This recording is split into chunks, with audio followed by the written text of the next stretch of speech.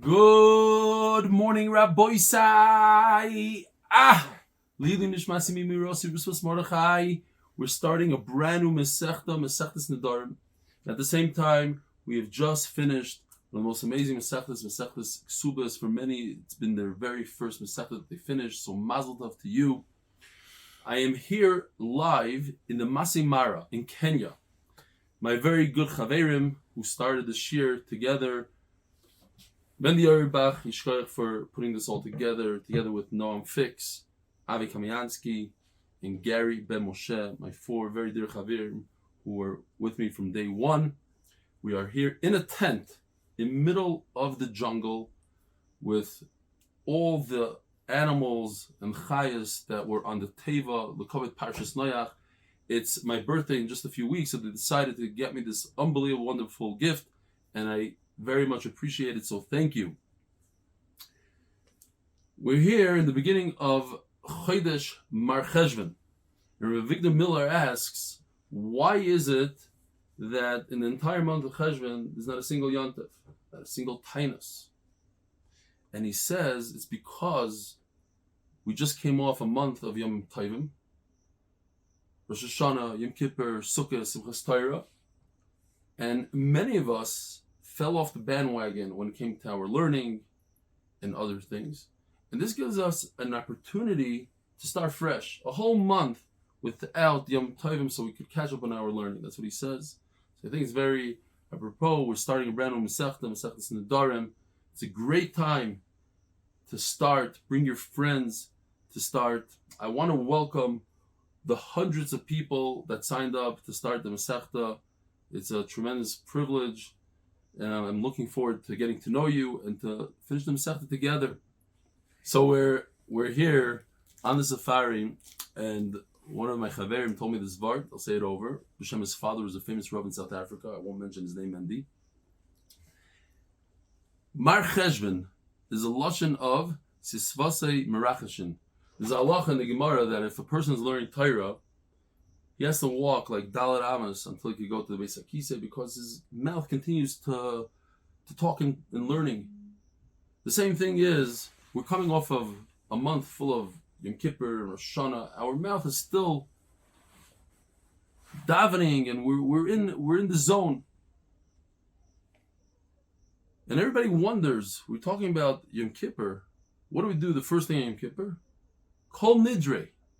What does Kol Nidre, Nedarim, have to do with Yom Kippur? And the answer is that what comes out of our mouth is extremely powerful, and it makes all the difference. And it's very appropriate that we're starting Mesechtas Nedarim in the beginning of Mar Cheshvan when our lips are still with the tefillah of Yom Kippur and the Kol Nidre. So we're going to talk about the power of the words that we say and what effect it has. We just read last week in the parasha of Vayipach ba'apav nishmas Chaim vayia adam lenefesh chaya. The famous Targum. Human being is ruach memalala. That differentiates. We're here in the safari with all these animals, and each one has more strength than us and more abilities. But one thing we have over them is the ruach memalala. That our words have that much of an effect. Chaim says that HaKadosh Baruch Hu showed us with tornadoes and wind that you say it's just wind, it's nothing. No. The wind could break homes, could destroy things that are solid. And he's showing us that it's not a joke, that words have that sort of effect. So that's the Mesechta that we're talking about. We're Mesechtas Nedarim. Now, before we jump into it, I just want to greet the new people and tell them this is a thing that we do every Mesechta. You can look up different Mesechtas, Daf Beis, and I don't want to go through all the different pros and the cons of Daf Yomi, but just to mention a few. It's a Chazara. We haven't spoken about it for almost 4 months, so it's always good to. But here they are on the chart over here, and if you want, look up other Mesechtas, especially Brachas Daf Beis and other Mesechtas. The famous saying that we like to say here in MDY, it's not about the Daf, it's about the Yomi. Daf Yomi is a program, one of the only programs that has the consistency of learning every single day, no matter what. And we've shown it here, and we've shown it over and over. There's a bunch of guys mailing me, okay, I'm a Maggid Shir. But the guys here on the trip, constantly thinking and learning, talking about the shir and the daf from yesterday, and not eating dinner until they do the daf. And not many programs in learning have that strength. A lot of other learning, especially if you're learning, let's say, lumdis, which I'm not getting into, I'm not saying anything against, I'm just saying people that learn lumdis not necessarily they're gonna be learning on a trip like this. It's very, very difficult to pull out svarim and learn and concentrate. So that's one of the big milos of Daf Yomi. Of course, it makes you a better person, a better husband. And one of the things here, I just threw in a stat, not an accurate stat, but most people that are learning these days when they travel are people that are learning Daf Yomi. So, just to go through some of the Yetzers, people say, Daf Yomi, it's not for me. I don't remember anything. I don't catch everything. I was taught in yeshiva to learn really slow. This is not for me. That's all Atzas HaYetzer. Because if you're not learning every single day, and these are just excuses, that's what they are, just excuses. And finally, one of the biggest Yetzaharas is coming off a period of time like we have right now, coming off of a yontif where you missed a daf or two or three daf. The Yitzhar always says, let's make it up later. Or the Yitzhar says, let's go back to where I was, forget about the daf today, let's go back. And the idea is, catch up later, learn now. Learn now, catch up later. If you could do that, when you miss some dapim, just jump ahead to where everybody else is.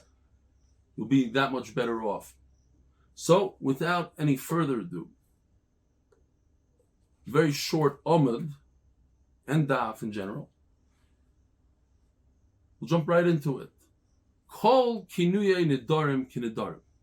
So, hold on. Before we jump into it, I want to tell you a little bit of Akdama from, if you look over here on the side, on the daf, I'll talk about the Chaver Shaf as well. Okay, the daf, especially what we have, there's a lot of different Daf Yomi shirim, but our shir is a mishpacha, a real family where people from different countries help out people they've never met, and there's chaverim, and people get together for simchas, and now people are getting together for siyumim all over the world. I myself, I'm traveling to London this coming week with at least 10 people. We're doing the siyum in London, and then we're going to Manchester the following day. There's going to be a siyum in Ramat Bet Shemesh, which I'm going to be at. There's a siyum in Wycliffe, Ohio, in Lakewood, in the Five Towns, in Brooklyn, in Australia, I think, everywhere. We had a siyum in Kenya. Unbelievable. So the siyum everywhere, and people get to know each other, and that mishpacha, that camaraderie is what's mechazik a lot of people, and I hope that you join and you stick with it, and you'll see that it'll change your life. It'll simply change your life. So Nedarim is different than a lot of Masechtas in that Rashi is not really Rashi, according to most Shitas. It's not the Rashi that we're familiar with. So most go with the Ran. If you pay attention, even here on this Amud, the Ran is an enormous amount of reading. So I've done it for you, and I condensed it into very small pieces, and I'll just explain the first Amud that much easier. Before we jump into it, there's very few sponsors today. The Kailo is sponsored Eli Stefansky bas Yosef. The Paras HaChodesh is Zechariah ben Moshe. The second Paras HaChodesh is Jeff Rosner and zchus of my son Yosef Simcha Chaim ben Torah Chana Refuah Shlaima Amen. And the Paras HaShavua is nishmas Avraham Nachum ben Refoel Yitzchak. The Neshama should have an aliyah. So here we go.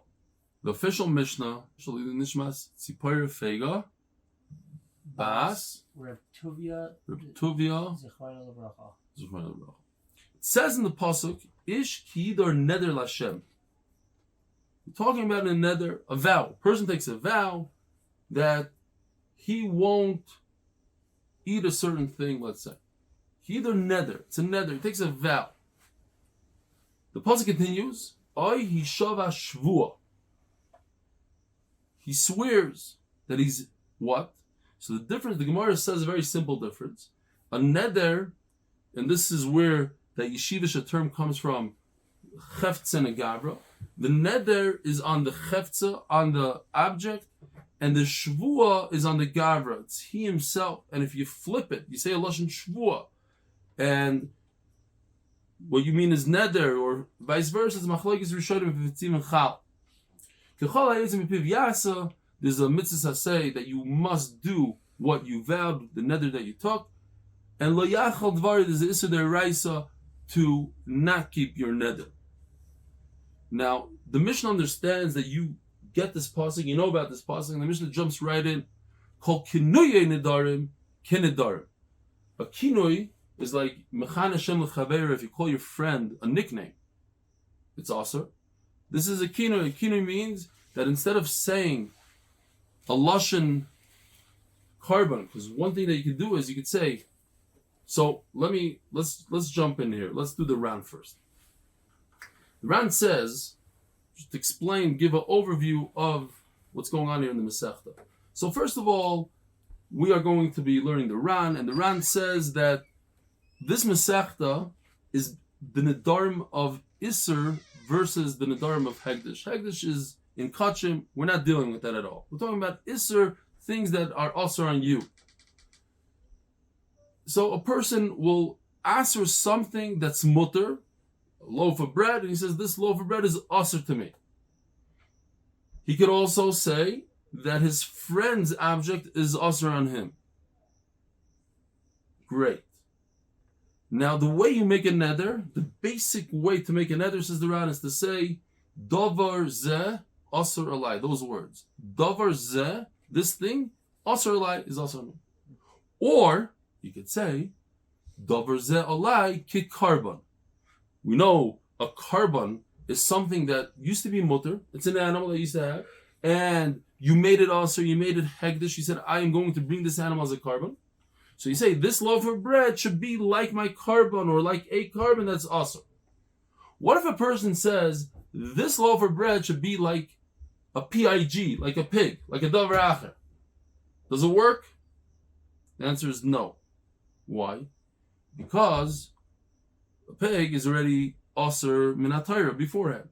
You want to say, you want to be matvis, you want to say that this is aser like something else that used to be mutter and today is aser. This animal used to be mutter, now it's aser, so too this loaf of bread used to be mutter and now it's aser. So either you say davar is aser alai, this thing is aser, or you say this thing should be like a carbon. Kinui is instead of saying the word carbon, you use a nickname for a carbon. The word carbon you change to kainam. Why? Either Chachamim instituted new words, so you don't say the word carbon, or that's how the Goyim used to call the carbon. They used to call it a kainam. But it's a nickname. So you say, this loaf of bread should be asr to me like a kainam. Hopefully next year, when we do Ataris Nedarim, we know what we're talking about a little bit.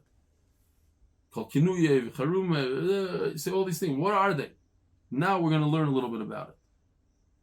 And hopefully, Nedarim will be your favorite Masechta, like Ksubis was many other people's favorite Masechta. Akol Pan. A kinoi, if you say that this loaf of bread should be asr to me like a kainam, a nickname instead of saying carbon, it becomes asr min hatayra. And the same thing is, what if you say it in English? This thing should be prohibited on me like a sacrifice. It's asr min hatayra. That's also kinoi. It's in any language, b'chal lashon. The Ran talks about yadais, which the Mishnah discusses. So I'm just giving an overview, and we're going to see it in the Mishnah, we'll chazer over. A A yad is a handle, like a handle to a frying pan. If you hold on to the handle of a frying pan, you're holding the entire frying pan. So when a person says a partial statement without saying the full statement, it's as if he finished the whole statement. Like a person says, he doesn't mention a word asur in there, and he doesn't mention the word carbon. Again, I'm separating myself from you, that I'm not going to taste from you. Didn't say I'm asur to taste from you. It didn't say it should be like a carbon. But we all understand what he was trying to do. We understand his intent. And that intent is enough. That's a yad, and it makes it a full neder. Shvuah is on the person himself, and it becomes asur, even if you don't say Shem Hashem, you don't say the name of Hashem. Okay. And we'll talk about it more extensively, all these things more extensively as we go on. Says the Mishnah, Chol kinuya nedarim ki nedar. If you say the word kainam or kainach or whatever the word is, it has the same effect as a neder d'oraisa. A cherem v'charamim, similar to a neder.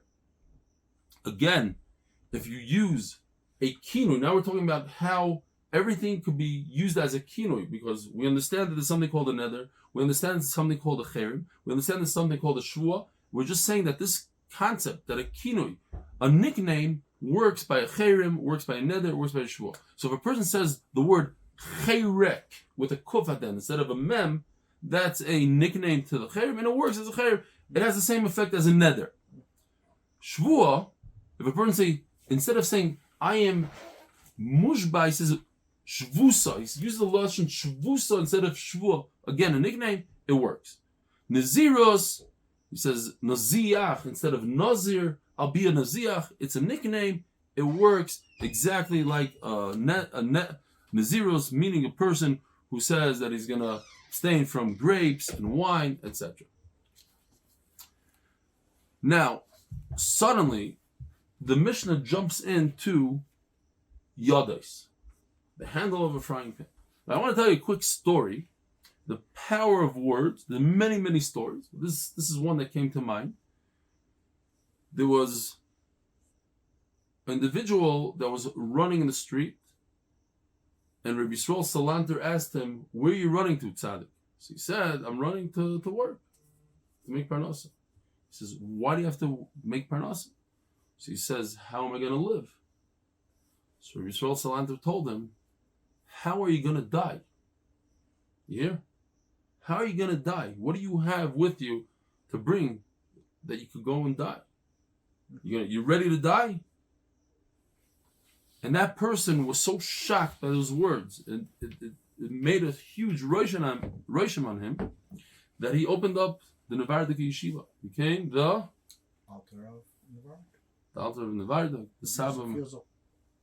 What's his name? Rabbi Yosef Yuzel. Rabbi Yosef Yuzel. Then your son went to a Nevardik offshoot. Okay, but that's just a word. You could break a person with a word. You could build a person with a word. A lot of the Masechta is dealing with how to say different words and how what's considered something in what order to say it. So we're talking about a yad. Suddenly jumping from it, we started with kinui, and now we're jumping to the concept of a yad.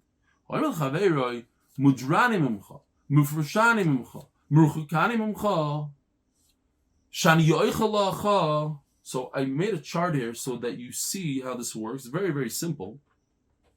But the first three things in the Mishnah go together with the fourth thing. In other words, each one is mudrani mcha, shani yoichalacha. And then you go to the red one. Mufrashani mcha, shani yoichalacha. It's one sentence. It's just confusing in the way it's written. Mufrashani mcha, mufrashani mcha. That what? All these three things, he added to each one of those sentences, shani yoichalacha. But it's three separate sentences, three different individuals. Shani toyim lecha. Instead of over here, shani yoichel lecha, he says shani toyim lecha. I'm gonna be distanced from you. That I'm not gonna taste anything that you own. Asur, that's enough. Why is it iyad? Because he didn't say the word asur and he didn't say the word carbon. But we all understand his intent. The person says menuda ani lecha. So he does, instead of one of these three lashonos, mudranim chama, pushanim chama, pugani, he says minuda nidlucha. Minuda is the lashon of a nidui, a cherim, shamta. How do you say it in English? Ostracized. Excommunicated. Excommunicate. Very good. Excommunicate. Thank you. I'm excommunicated from you. So Chacham say that's not a lashon of a neder. That's a lashon of excommunication. That's not a lashon of neder. That's a lashon of nidu. Reb Kiva was misupik whether or not we should be machmer over here and say it is a lashon of a neder. And with that, we turn to Daf Beis, Amud Beis. Turning to the Daf as a zchus to continue being able to support Torah and to finish Shas with the Reb Eli. Okay. Plus the Refuah Shlaima Baruch ben Zara. Plus the Refuah Shlaima Baruch ben Zara. Okay, that's it. Kol Kenin and Nedarim. So we started off the Mishnah. These are the different nicknames of Nedarim, of Charamim, of Shvuos, right? That's how we started. Charamim, Shvuos, Nizirus. 4 things. As the Gemara, Maishne Gabi Nazir, the Leketani Lulukulu, in Mesechtes Nazir, we have the same idea. It talks about a Nazir. If a person says, instead of the word Nazir, says the word Naziach, it works. But why is it that in Mesechtes Nazir, which is the coming Mesechta, it doesn't mention Nedarim, doesn't mention Shvuos, doesn't mention Charamim? Why is our Mesechta different? Why is it over here we have 4 different halachas, and over there in Nazir it's only talking about Nazirus, a person that abstains from grapes and from chartzana? Says the Gemara, so this is the pasuk we saw before. Just point it out again. Ish kidor neder lashem, and then it says in green, oy hishav hashvua. So you see the neder and the shvua go together, and therefore the Mishnah brought those 2. Once we mention the neder, we're going to mention the shvua. The neder and shvua tani tartan. So it says both of them. They keep in tani tartan, tani lekulu. Once we already say a neder and shvua, so we're going to say charam and nazirus. But in Mesechtes Nazir, we're only talking about a Nazir. It doesn't say in the pasuk of Nazirus anything else, so we just say one thing. Ask the Gemara, bottom question. If that's the case, look at the pasuk. It says Neder. What comes after Neder? Shvua. But in our Mishnah, V'lisnei kinu shvu is basa Nedarim. What does it say in our Mishnah? Charamim in between. It says Kol kinin Nedarim v'charamim v'charamim v'shvu is k'shvu is. Why break the pasuk up with the lashon of cherim in middle and not just say it as the pasuk says it? Especially when the only reason why you're saying all 4 things is because of this pasuk. So it's to match the pasuk. Says the Gemara, I did tana nedarim the mitzvah hefza alei. Since when a person makes a neder, he makes a vow that he's not going to eat this loaf of bread, so it's on the chayfetz, it's on the object. Tananami charamim the mitzvah hefza alei. A chayrim is a lashon of a neder, similar kind of concept. And also, what he's doing is that loaf of bread is a cherim on me. However, lafuki shvua the ka'asar nafshei min chefza. When it comes to shvua, it's very different. A shvua, he's answering himself on the loaf of bread. At the end of the day, it might be the same thing, but it's the way you invoke it, the way you make it something asur, an object asur, and therefore, a shvua is not in the same category as a neder. Cherim is in the same category. So we start off the Mishnah with the neder and a cherim, and then we go to the next category called a shvuah. If a person says, for instance, I am neder to do X, Y, Z. I make a neder to learn Mesechtes Nedarim. What's the halacha? Is it a neder or a shvuah? The Rishonim are mesupik. If you use such a lashon to do something, if that creates a neder or not. I'll go upon it. Says the Gemara. Another question. I apologize if you hear like music in the background. That's the Masai Mara guys. The Masai, they're a tribe and they come through this hotel every night as we're giving shir, and they play their drums and the music. Yesterday they sang for me happy birthday. It was gewaltige stuff. Maybe one day we'll show it. Kol kinuyin nedarim. We start off the Mishnah talking about nicknames, Chaim, etc. And all of a sudden, he goes in to explain Mefarish Yodes, etc. How is that? How does that work? Vesu Yodes Injin. There was no mention that there's a concept called Yodes. It just goes in explaining this idea. It doesn't say the halacha of a yad. First, it should say a yad is asur, and then a yad works if you say this and this. It doesn't do that. Says the Gemara, no, not true. Ayr behind, of course, the Mishnah is speaking about it, and this is a classic answer to the Gemara that when you were in the time of the Mishnah, and they had to make the Mishnahs very short because people were memorizing them. Too many words, it wasn't good. Everybody understood what we're talking about. We're talking about Kinuyim, we're talking about Yadais, and then it went in to explain. So Yadais, Ayr behind, yeah, they were talking about it. It's just not literally missing words, but you have to insert those words to understand. But everybody back then understood. This is what it means. Kol kinuye nedarim kinedarim, v'yadais nedarim. These are the words you have to stick in. That the yad, the handle, you just mention part of the neder. That alone is a neder. Ask the Gemara. But if I'm starting with a kinui, that's how the Mishnah starts. Kol kinuye, livrish kinui bereisha. So then go right into explaining. Let's do it in order. We speak about a kinui, speak about a yad, go explain what a kinui is, and then explain what a yad is. Why are you jumping to explain the yad? Says the Gemara, Ahu desalik minei, Ahu mefarish bereisha. So the Gemara's first answer is the one that we finish with. So we said two halachas. The second halacha is the one that we're going to explain first. And this is going to bring us into a Shas katan, into many different sugis and Shas, but very, very light and just on the top, on the surface, going through them, a little bit of recalling some of these sugis, but not really going into them. Kedisnan, we learned in the Mishnah, and if you daven Nusach Ashkenaz, you say this every Friday night. Ba'meh madlikin uvama e madlikin. The Mishnah talks about different oils that you're allowed to use, different fuels that you're allowed to use and can't use because you might come to fix it or whatever. And then, what does it start with? What could you light with and what can't you light with? And what does it explain? The second part. Ein madlikin. So it talks about the things you can't do, not the things you could do. So that's the style of the Mishnah, says the Gemara. Another example. First is the positive. What could you bury your food with Erev Shabbos? Going into Dabar Amayis Hevel, if you're things that add heat to it, asur, not. And then it goes into explain, Ein Taimnim, the second part of the Mishnah, not the first part. What can't you be bury food with, something that's Moisef Hevel? And then it goes explains Ein Taimnim, instead of what could you be timing.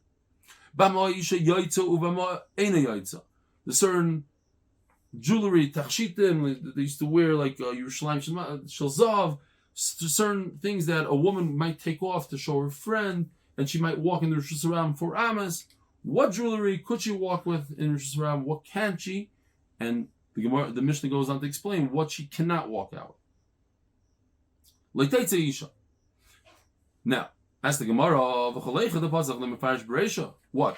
You never find in a Mishnah that we go to explain the beginning of the Mishnah? But now I'll give you 5 examples that we go to the beginning of the Mishnah.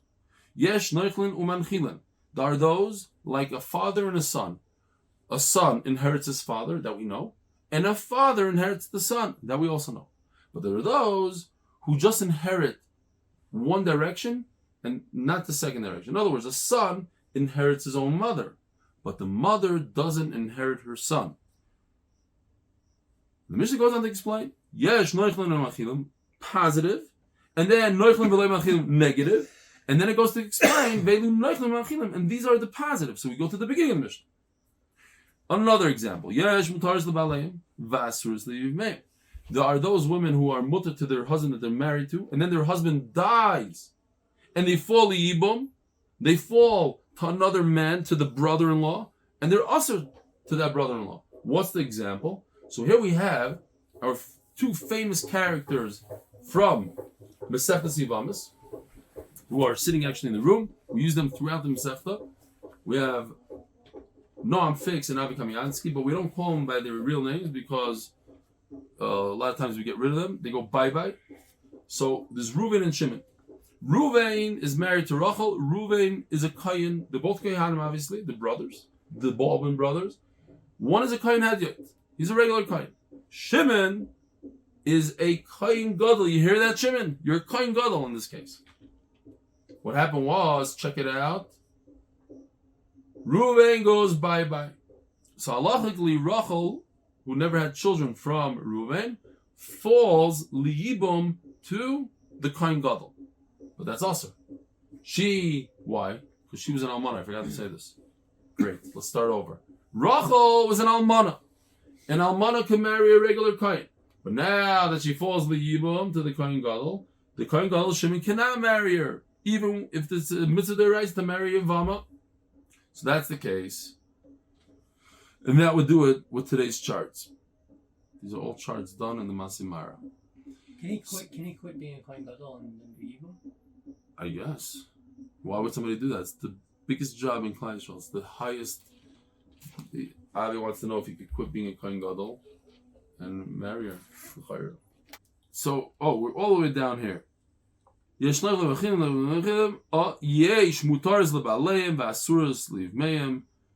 those who are mutter to their husband, like if the husband is a regular Kayin, but she's also to her Yavam, who's a Kohen Gadol. Sometimes it's the flip. Sometimes in this case, check this out, I didn't do it, but instead of saying Kohen Hedyot next to Reuven, he happens to be a Kohen Gadol. And he married Almana against the halacha. And then he goes bye-bye. So now she's mutter to the Yavam because the Yavam in this case is not a Kohen Gadol. And then it goes to explain. Again, it starts from the beginning of the Mishnah, not the end. So you see that sometimes it explains the last thing it's saying in the Mishnah, and sometimes it explains the first thing. Now there's another halacha. There's a mincha that you bring to Beis Hamikdash. It's like a carbon made out of flour. Sometimes you add oil and frankincense.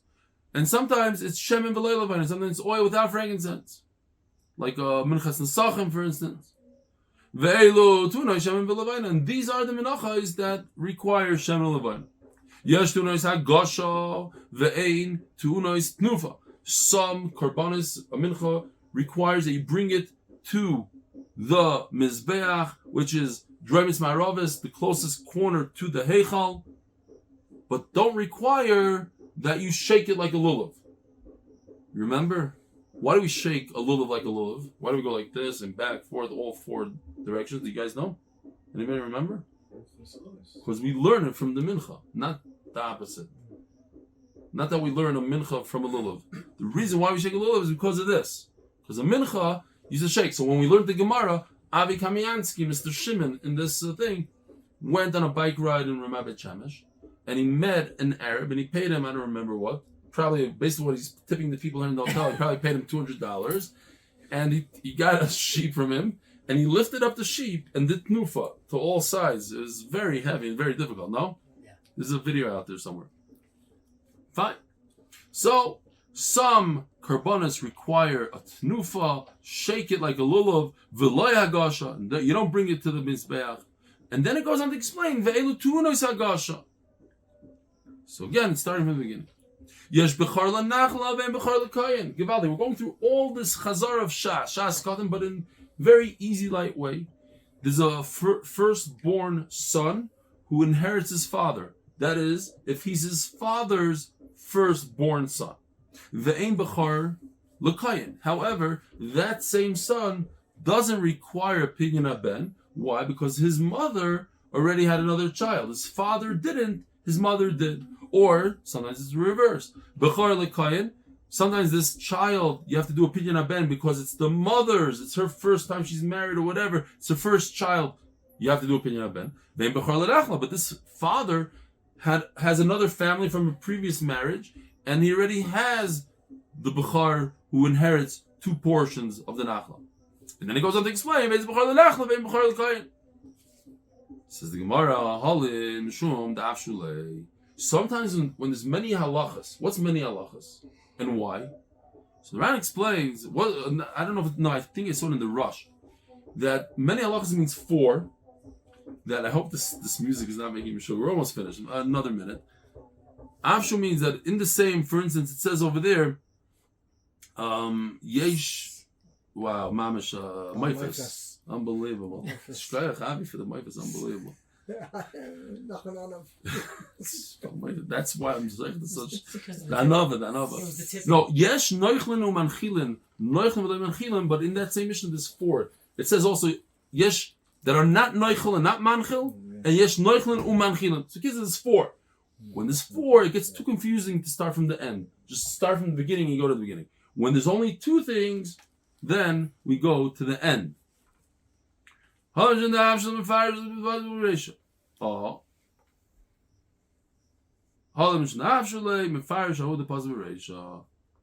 the Gemara, we'll just do 2 more lines here. An animal can't go out on Shabbos into Rosh Hashanah public domain with certain items, like a saddle. There's not many halachas in that Mishnah. Uktani yaitze gamel. We start from the beginning. Says Gemara, 1 teretz elalav dafka. Zimnim mefarish ahu the pasach bereisha. Zimnim nahu the solig mefarish bereisha. Sometimes I pick and choose. Sometimes I take the first thing. Sometimes I take don't worry about it. Over here we started with yadais, but we could also start with kinuyim, whatever the Tana feels like explaining. Rabbi Isai, thanks for joining us from Nedarim. Be'ez Hashem, you'll finish Nedarim with us. We'll hear from you. Have a wonderful day.